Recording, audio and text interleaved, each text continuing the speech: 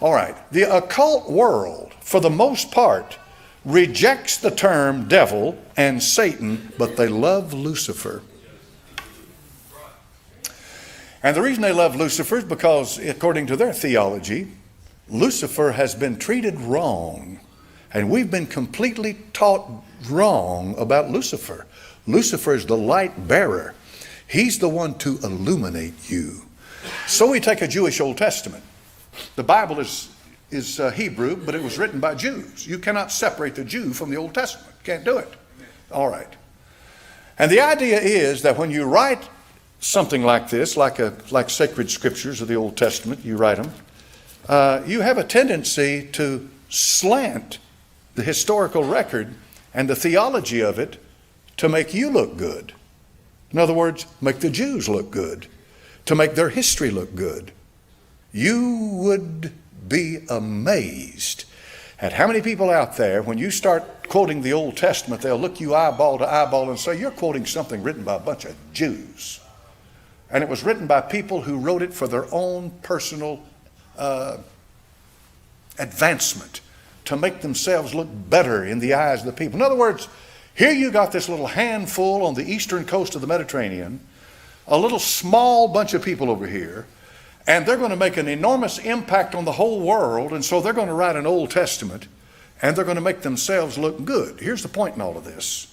When they go back to Adam, and we got the serpent comes to Adam and Eve. He came first to the woman because Paul said she was the weaker of the two. He comes first to the woman and he tempts her. He's called the tempter, and he comes as the serpent, Hebrew word nachash, which means a brilliant, shining one. It does not mean something slithering on the ground. He walked up to her, brilliant, shining, beautiful, angel of light.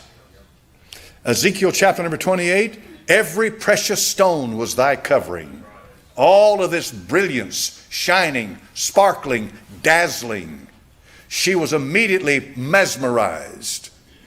And he offers to her what God cannot give her, or will not give her, and that is illumination. Lucifer, I'm going to give you light. Okay? Now, the occultist or the occult world, or the world that is outside the Bible, will say there is an element of truth in what you're reading there in the book of Genesis, chapter number 3, but the problem is that it is skewed to make the Jew look good. You see, they create their own history and they create their own people. They have their own characters, their own heroes. But the truth of the matter is, Lucifer is the light bearer. Never ceased to be, is to this day, and always will be. What I'm trying to do is to lay a groundwork for you this morning to show you how they think. This is how these people think. If you reject the Bible as the inspired Word of God, then you're open to every other form of communication, illumination, inspiration. You're open to all of it. And the truth of the matter is, and my experience has been, that once you reject the Bible, then it's like cafeteria. You just accept anything and everything, and you become the arbiter of all spiritual truth. It becomes individual to you, within you, inside you. And that spark that is in all of us, according to them, begins to illuminate, is going to be illumined by the great wisdom of the ages.